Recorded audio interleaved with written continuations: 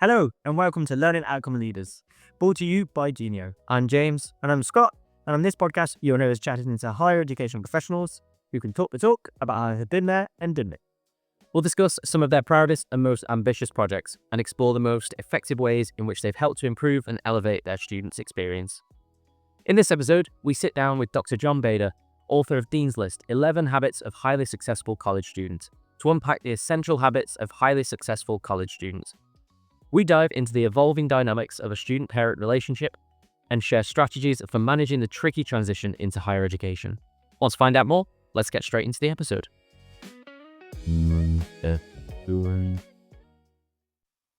Yeah, absolutely. So thank you very much, John Bader, for being with us today. Really appreciate it. For those listening, we met John over at the Student Success US conference in Atlanta about a month ago now, and had some fantastic conversations about John's experience in higher education, and also a book that's been released by John. So really excited to have you here.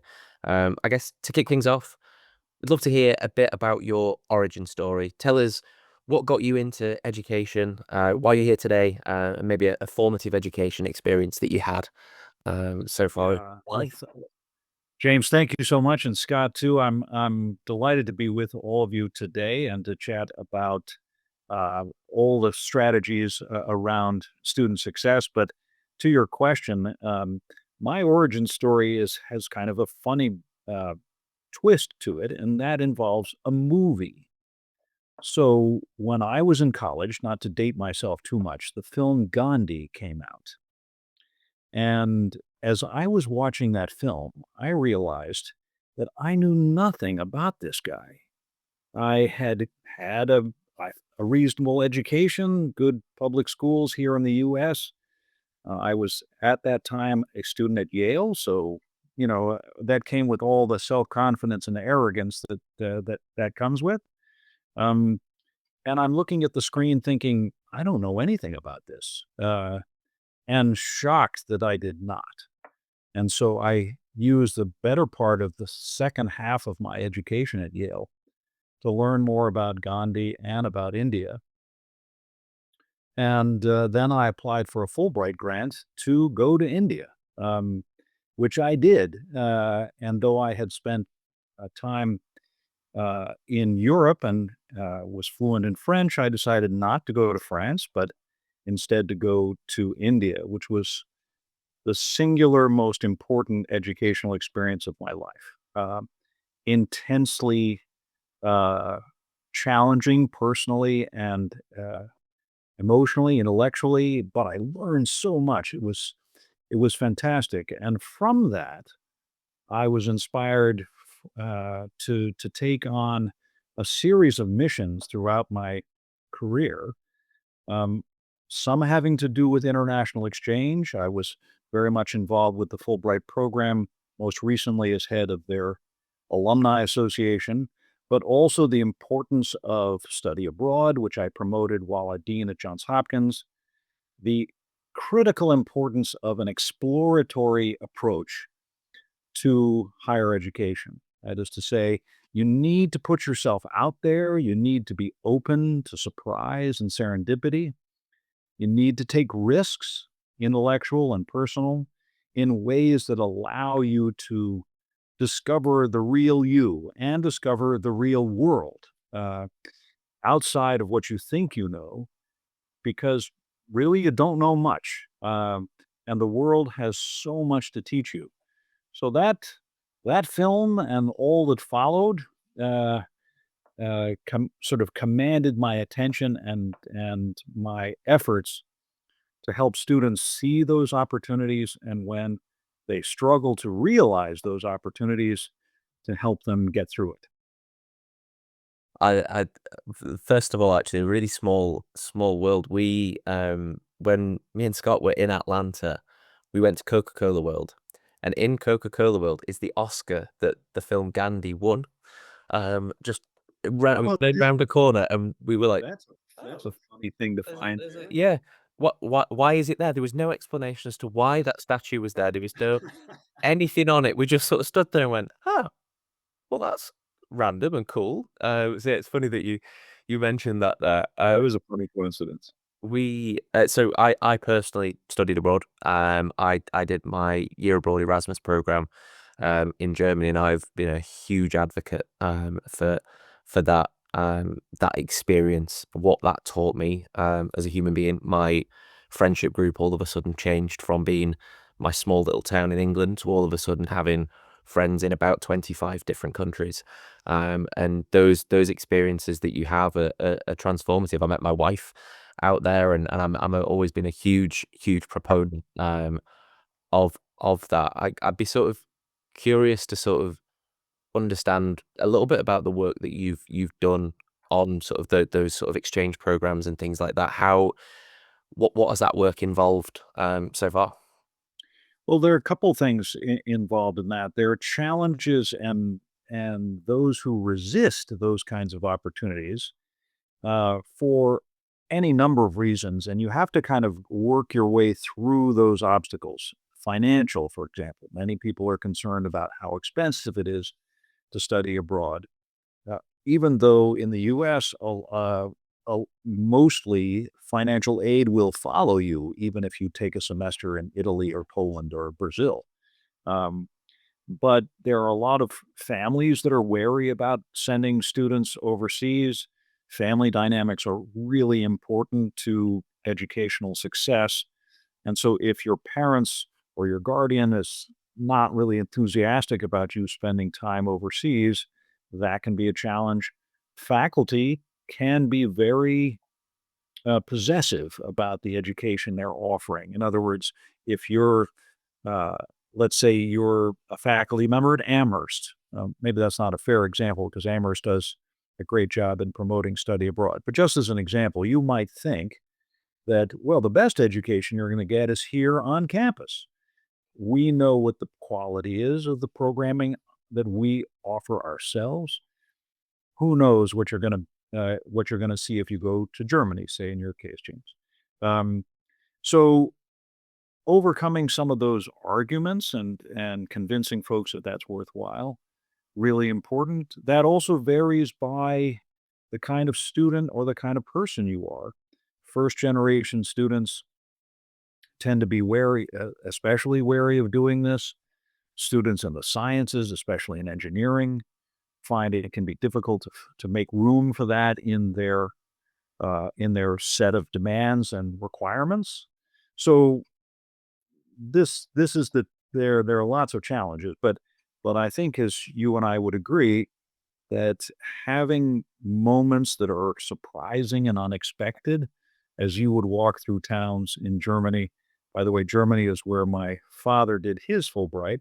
Oh. Um, if around every corner there's something else that you weren't expecting, if the conversation you had with German students and shopkeepers and whomever taught you something about the German perspective on life, wow! How can you complain? So, uh, lots to unpack there, but always worthwhile. I so I had a similar experience, right? But I never went, I never studied abroad. So I'm from a place, in England. It's a small working class, city. My family, very working class, and nobody's been to university but me, right? I'm a first gen graduate. When I proposed that I want to go to university, they were not happy, because we just didn't do that, right? People around us just didn't do that. We stayed where we were, and we worked jobs there. Um, there was a few arguments, and they ended up suggesting that I go somewhere close, go to a university close by, so I could um, still live at home and then travel. But my big reason for going to university was I wanted to get out. So I wanted to experience some of those things, and I wanted to get out of the city, and that was so important to me, like, moving away and experiencing those different things. What's your, like, views on, like, yes, traveling abroad, but what about interstate? Like, going to a different state and living and studying in a different state? Yeah, it's great you asked that question, Scott, because we're seeing yet another example in this conversation alone of how family dynamics can affect the way you think about why go to university, which university to attend. When you get there, what do you study? What do you focus on?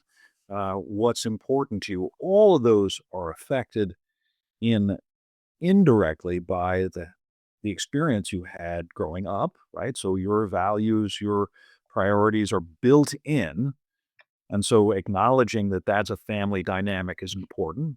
The second is that as you do it, just like you, your family has something to say about the decisions you're making. We don't want you to go that far away. Um, we want you to be nearby. And yet it is natural for, especially for late adolescents, to need that separation.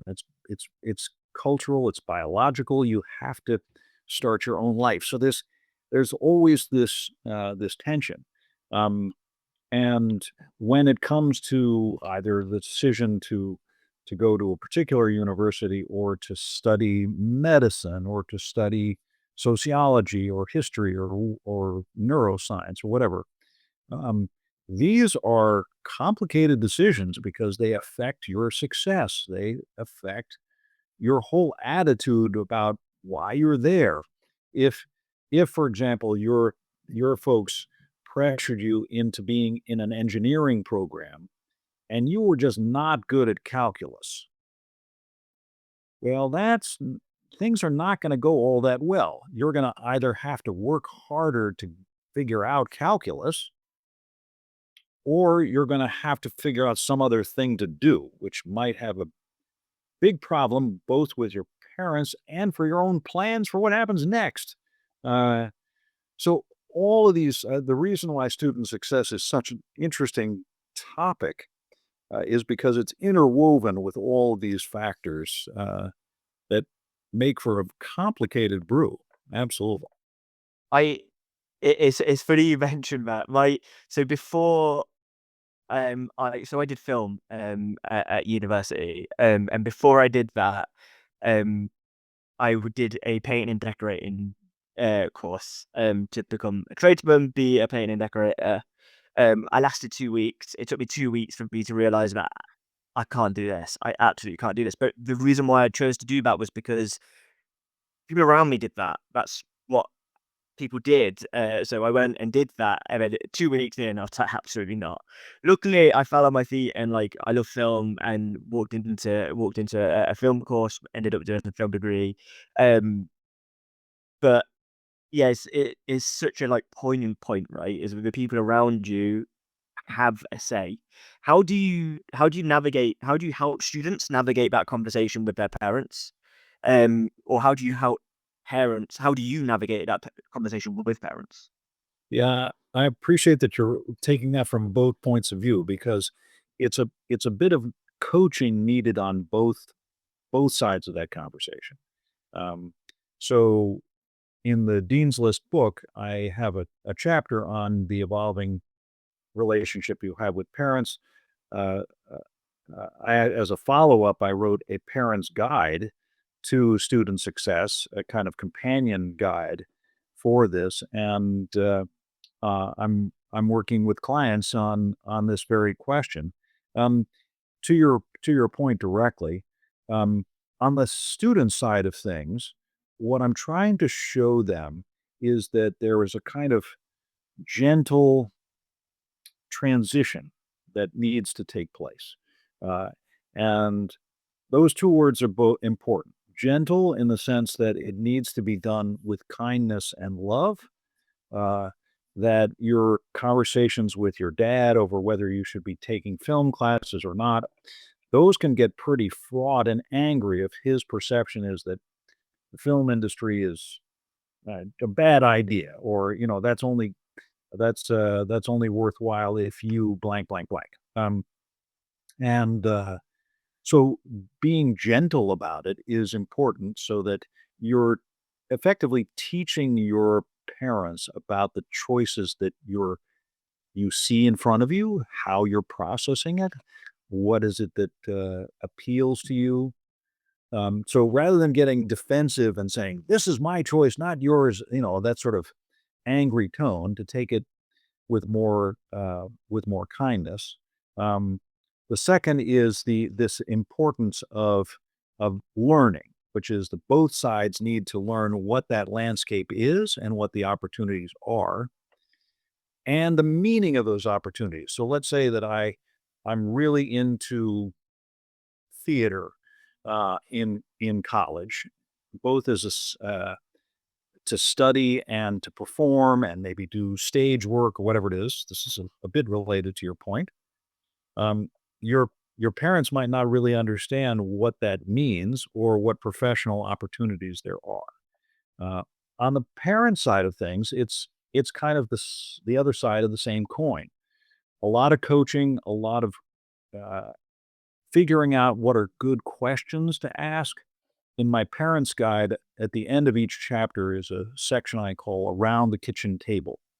And it lists a series of questions that parents could ask to students, um, when they're back from break or when they catch up by video or whatever it is they're doing.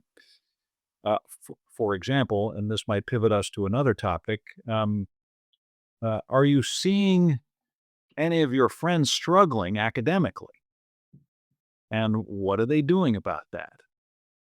Now, that's a gentle way to bring up the topic of that not everybody is succeeding, not everybody is doing well. Sometimes things go wrong.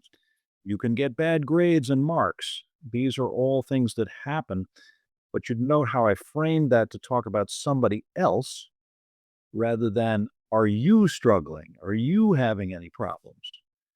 The student can open that door or not open that door, but talking about and normalizing failure is a pretty good place to go in a conversation that's gentle and open.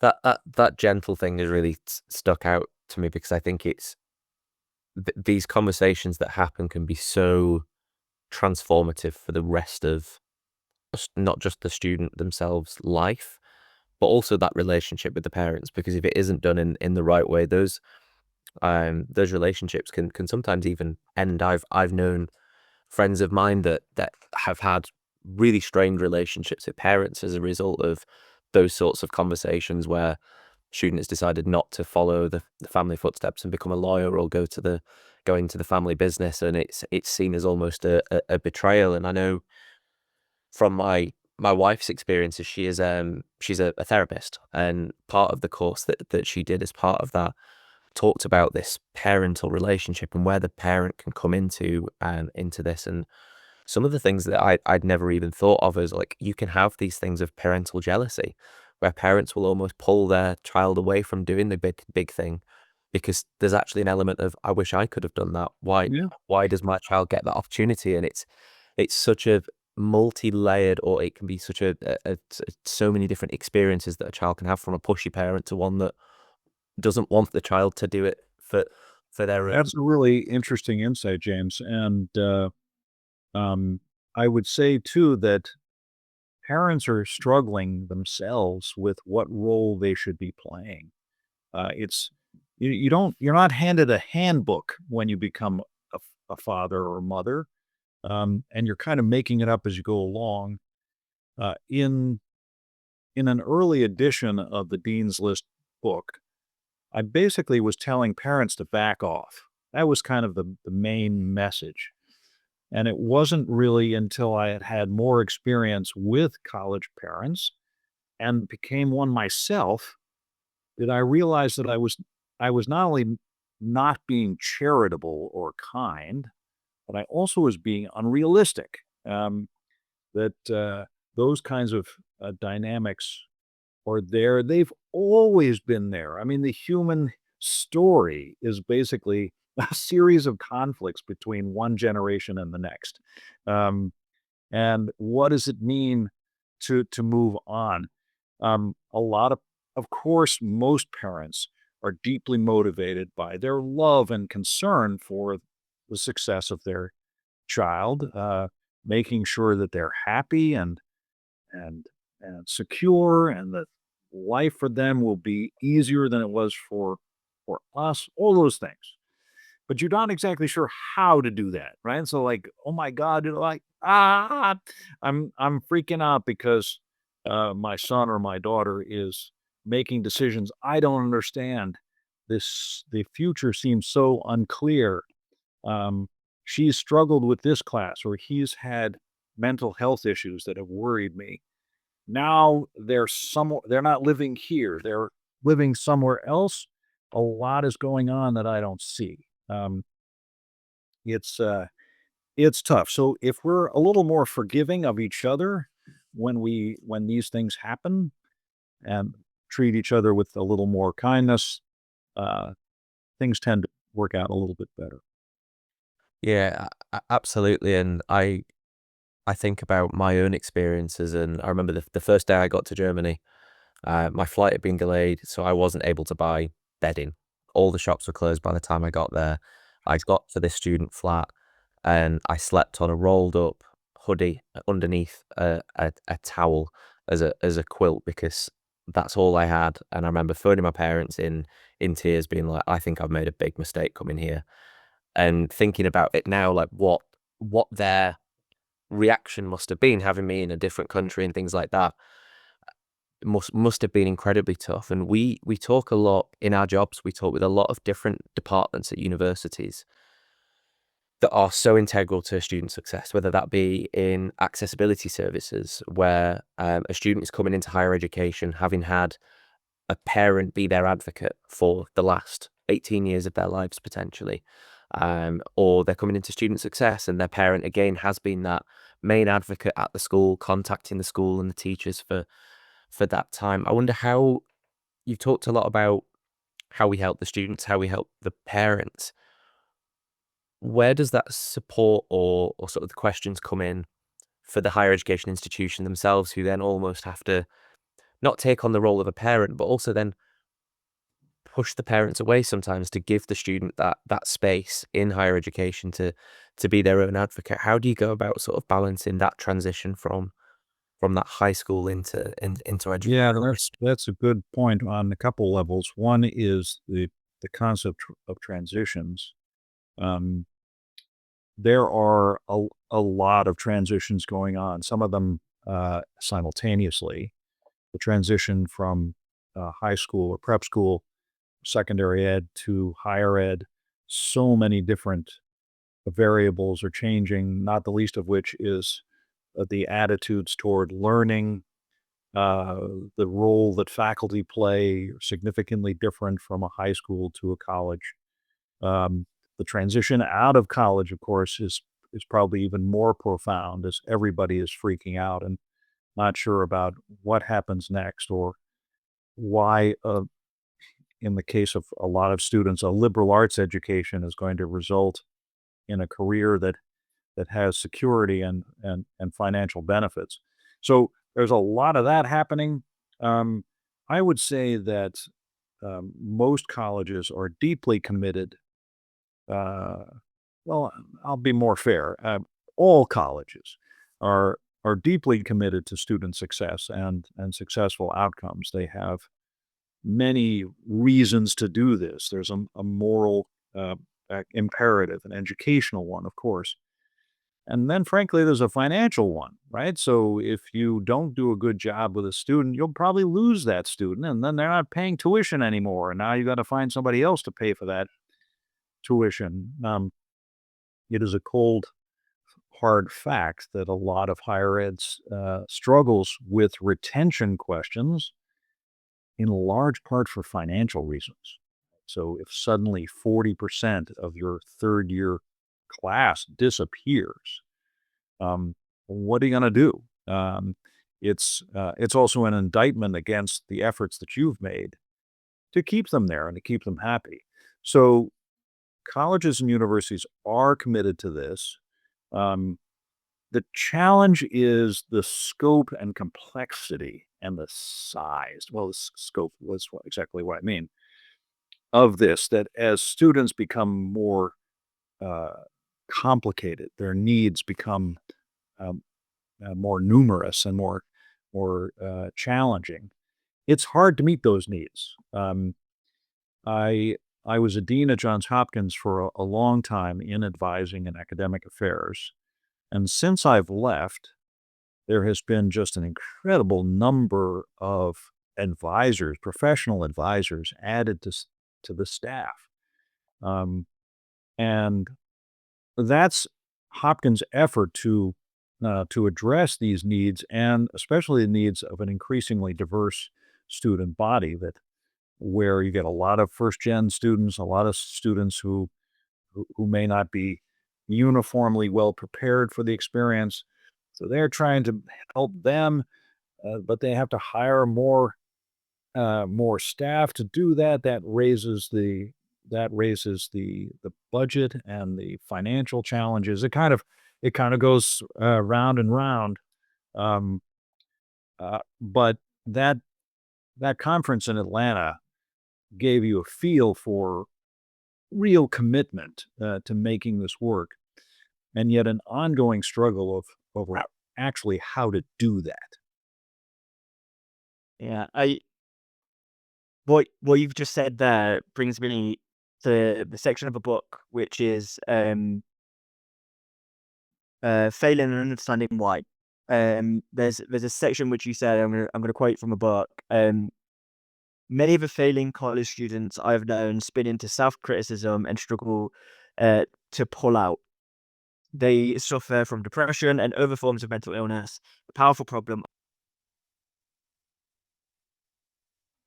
This this is like a really really interesting thing around failure and um how students like criticize themselves too heavily as soon as they hit failure because everything is determined on their GPA and their value is determined on what their grades are rather than just learning.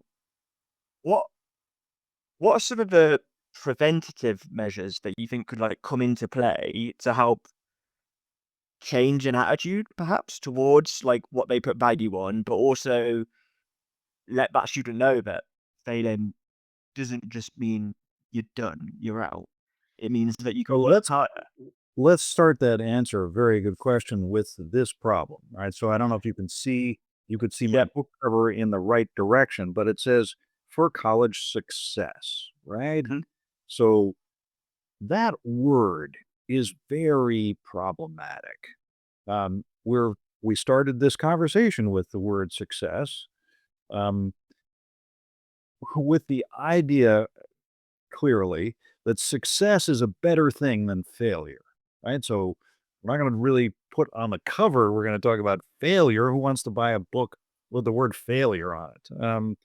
And and so there's this sort of expectation over what the experience is supposed to look like and what the payoff is supposed to be, and uh, and another part of the book argues that this causes the challenge of pursuing grades or marks instead of thinking about how you have been changed, how much you have learned. Everyone can learn, and therefore everyone can win or succeed if the difference between what you know now and what you knew then and what you know now has changed, right? Who cares about about grades in that particular case? But as a practical matter, um, we're thinking, well, it's better to succeed than fail. And this goes to your question there, Scott, which is um, trying to normalize failure, trying to make it seem like it's okay. As many great thinkers and sports figures and other characters throughout history can comment on, you don't really learn from success. You learn from failure. If you do something poorly, you're like, oh, wait a minute, I gotta fix that. It's one of the reasons why I really love engineers. Engineers are taught not to be scared of failure. They're taught to learn from it. So, wait a minute, this thing didn't work. Why didn't it work? Not that I'm a bad person, that this thing that I'm building doesn't work. It's just that this is a process.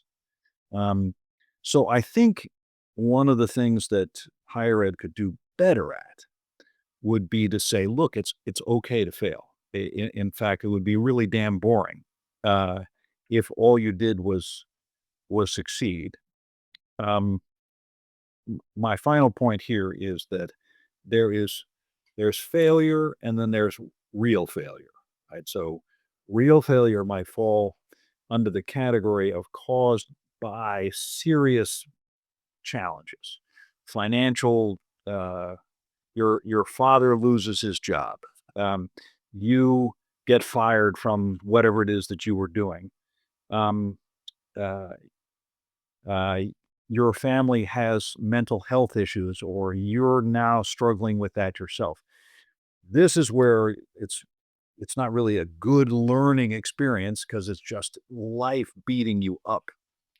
And that's where it's important that we normalize the need to get help and to admit when there's something you just can't cope with by yourself. Um, and what that then becomes, my last point, is a life lesson, right? So if you go to college and you learn that your parents are human, your friends make mistakes, you can fail, but you can be resilient and ask for help and grow and be stronger as a human being. Way to go. Um, Yeah. that's a way to measure success. You may not have gotten all the grades you wanted, but you're now ready to be a reasonable adult. I I completely agree. So I have dyslexia, and James will attest to this. Um, Whenever I write a message to James, there's probably more spelling mistakes than you've ever seen in your life. James knows exactly what I'm trying to say. Most people know exactly what I'm trying to say, so I don't even bother trying to correct them. But I feel like mistakes make you human, right? Mistakes are stuff like failures, mistakes, they're things which make you a human, make you approachable, make you authentic. And you shouldn't shy away from those things. You should embrace them, learn from them, yes, but also just own them as like that's a mistake, that's a failure that I've done. Owning it is so much more powerful than shying away from it. And I always believe that the most wise people have made lots of failures. Have had lots of failures because they've learned from those failures and become wise. You could be successful by just doing it right every single time from the first time, but you become wise by learning from the failures by having lots of failures. So that whole section of the book was Yeah, and the fact is that life is a brutal thing. Uh, it really is, and you've got to build up that resilience, that sense of self. That's the core of who you are, and the knowledge that um, you need support as you go through that. Right, a partner, a friend, a spouse, uh, a relative, a brother, whatever it is, and that's worthwhile. Um, and that makes it very compelling as an area for work. I think that idea of a failure and then like a proper failure, like you mentioned earlier, in terms of, something that can be catastrophic to your actual sort of outcomes as a person or as an academic, for example. I think I resonated with that quite a bit, and it comes onto another part of your book actually. So I think about myself, for example, and Scott as well in this. I did an international politics degree. Um, I now don't do anything to do with international politics. I'm not a member of European Parliament like I initially hoped I was going to be. Part of that was because we left. There's still time. Yeah, well, we left the EU the day I started my course, so it didn't help. Scott has done a film degree, and as far as I'm aware, hasn't won an Oscar.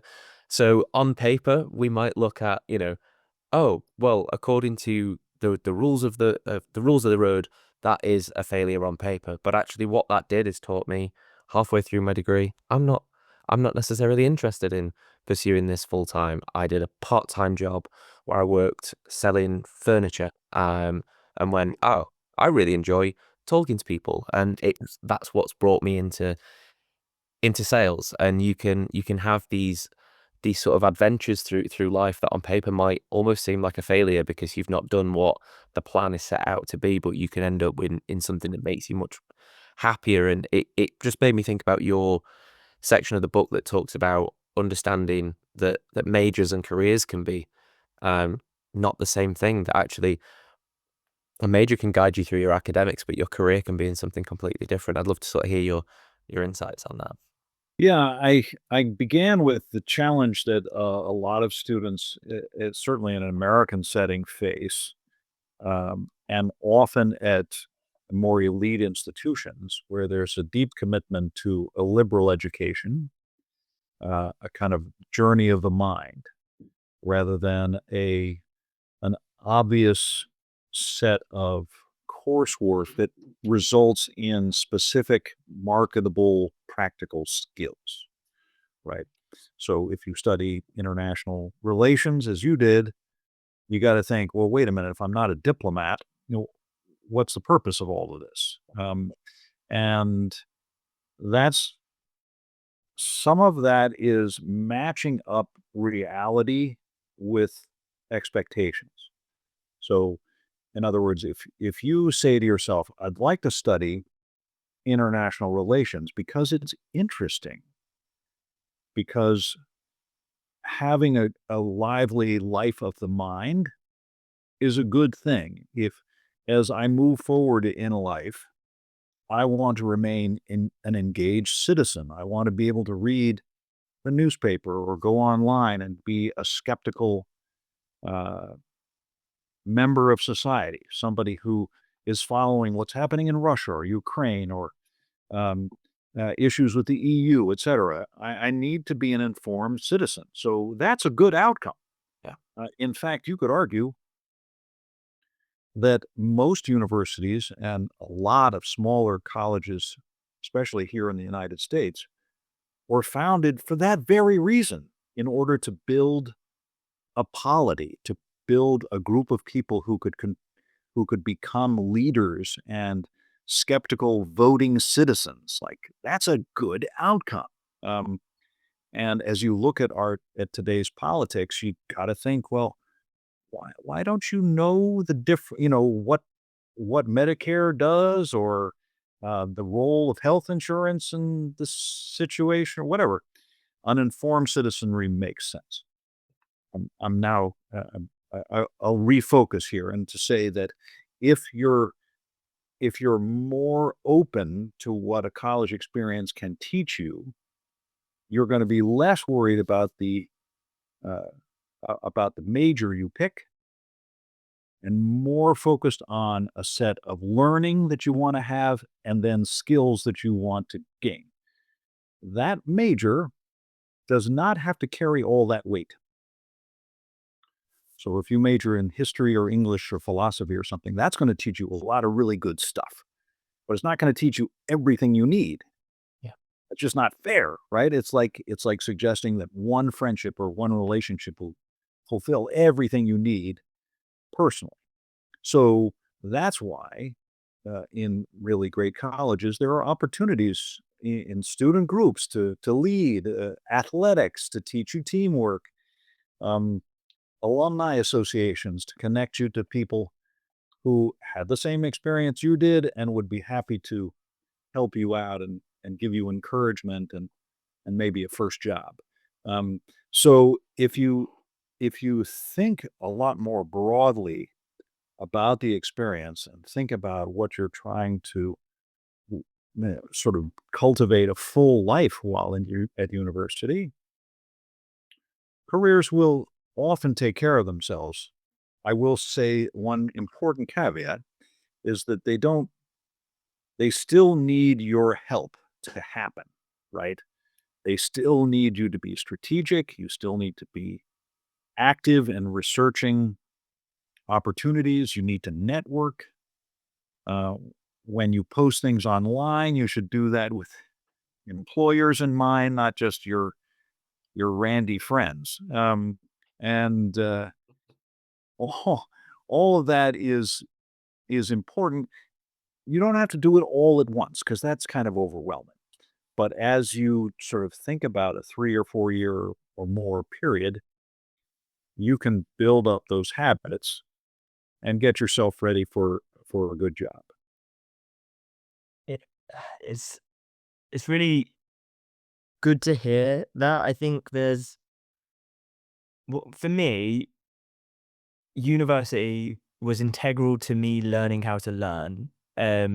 So I did the film degree. I love film. I learned how to learn because I knew I loved film, right? And I did that because I was, like you said, interested in that.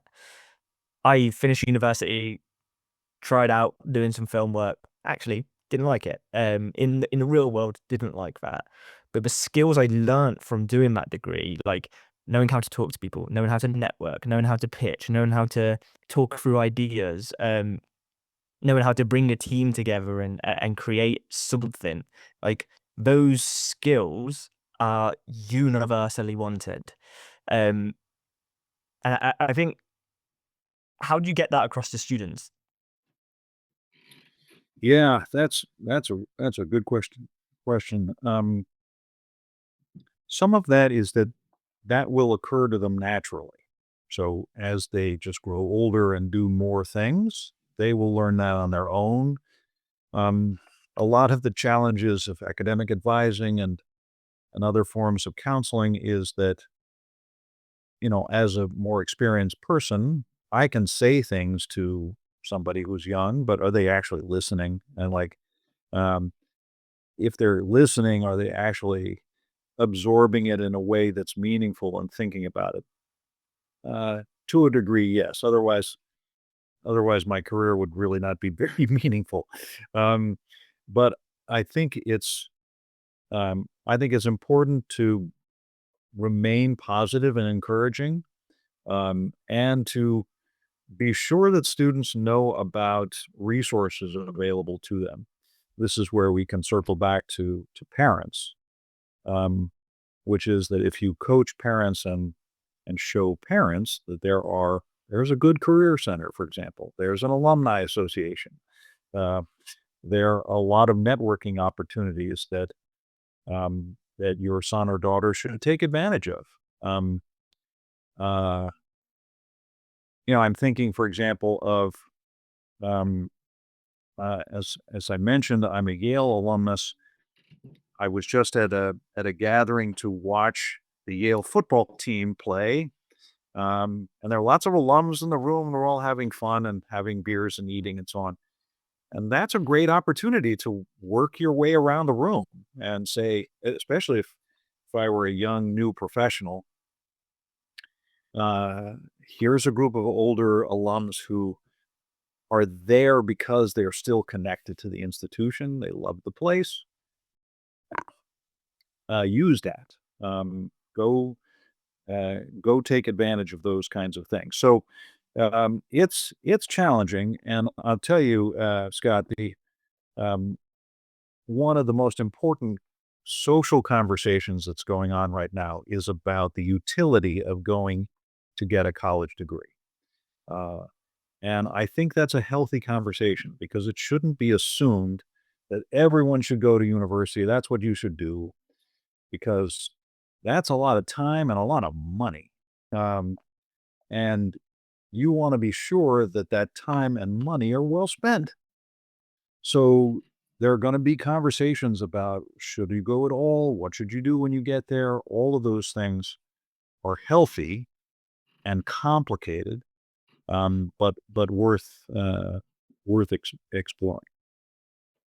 I think that utility of higher education, that conversation's happening certainly in the UK as well. We had a huge influx of people going into universities sort of from around about 2012 onwards because the student loan system changed, and there's now been a lot of questions around, is that necessarily the best route for all people, and how can we look at education and how can colleges and universities transform for the modern world in this sort of ever changing sort of landscape of higher education. And I think that there almost seems in a way sometimes like there's almost two competing ideas, right? We've got institutions that want to support student success and the idea of us being able to encourage failure, and support students through that, and say this messaging, which I think is really important, of majors don't matter as much as a future career, but equally those same institutions have targets and metrics to stand on based off of student retention, graduation, what their most popular majors are, and advertising those same things at the same time. I guess as we're sort of wrapping the conversation up, what would your sort of key message to higher education professionals be that are wrestling with this ever-changing sort of student dynamic and their own sort of KPIs and things as an institution? How do you marry that up? I think this has to happen on two levels. One, it has to happen with that metric of student success and satisfaction. So the KPI is more appropriate to the outcome you're looking for. So be careful about how you're defining success just as much as how they do it. Um, because as you well know, if eh, your your path will be determined by where you want to go. So thinking about success in a way that's textured, and then setting some priorities, right? So because resources are not infinite, and tuition, which is already exorbitant, cannot keep growing in this sort of self-destructive pursuit of student support services in order to be successful, right? So this is starting to create a kind of unsustainable financial model for higher ed when it was already struggling with that, right? So sure, you can triple the number of counselors you have, but now you've tripled your budget. Um, and now you have to pay for that. And who's going to pay for that? So there's a lot of tension there. The good thing, of course, is that higher ed is filled with really smart people. They just have to know that it's not enough to advocate for student success. You have to do it in a way that's sustainable. So that's a complicated conversation. The second level is about the future of higher ed itself. And this is where college presidents and politicians and other people who have a stake in the big picture really need to be a lot more flexible and innovative. Um, I think that just shoring up the 4-year model, throwing more resources at it, as I just said, is not going to work forever. Uh, and so they're going to need to start thinking about the model itself. For example, in a 4-year program, do you really need a major to occupy, say, 2/3 of your requirements? International studies, instead of taking up all of that time, let's say it took up half of what it does now, and the other half was spent on building skills that were much more practical and applicable in the market, where we married the concept of internship, which is very common, with an apprenticeship, which is more immediately practical. Why do we have one set of colleges that do practical apprenticeship like things and another that do purely intellectual things? These are two good ideas. They could be married to each other in one program, but we're not really thinking that imaginatively. Um, so I think higher ed has a lot of work in front of it, and because of demographic changes, technological changes, AI, et cetera, financial challenges, no one wants to spend $100,000 a year on a college education. It's just staggering. We're about to head off a cliff here, and I think that this requires a lot more imaginative thinking to avoid the plunge. I could not agree more. This has been such a fascinating conversation, John. Loved every single moment. I could sit here all day and talk your ear off. I don't looking at James, I feel like he could be the same. Absolutely. Look, John, I appreciate it. Me too, guys. Very fun and interesting. Thank you very much. Where do people find your book then, John? You can find it on Amazon, still sitting there. You can always find it there. I appreciate any interest in Dean's List. Working on the next edition right now with the thoughts of asking students, young alumni, and young people like yourselves, what advice would you offer to current college students? I think there's a near generational conversation that could take place. Somebody who's been out of college 5 years, for example, has a lot to say about what just happened in the last 5 years, and what that would have affected their decision making if they had known that um, before. And I'll close with a quick story. When I first arrived at Hopkins, I I wrote an op-ed piece for the student newspaper, which got a lot of positive response, where I wrote myself a letter as a freshman, as a first year. So, in other words, if I could write a letter to me when I was 18, what would I say to myself? Um, what advice would I offer about my entire approach to college? That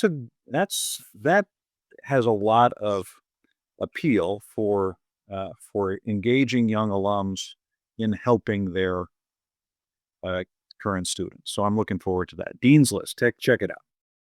Amazing. That sounds like a great thing everybody should do just for themselves, I think, just to self-reflect a little bit. Like I said, this has been an incredible conversation. Thank you so much for the time. You have a great day. You too. You too. Thank you, guys. I look forward to further conversations. And that's a wrap. Thank you so much for joining us on Learning Outcome Leaders. We hope you found the conversation valuable and that it gave you some ideas for how you can elevate your own student experience. Don't forget to hit that subscribe button wherever you get your podcasts so you never miss an episode. Until next time, have an amazing day.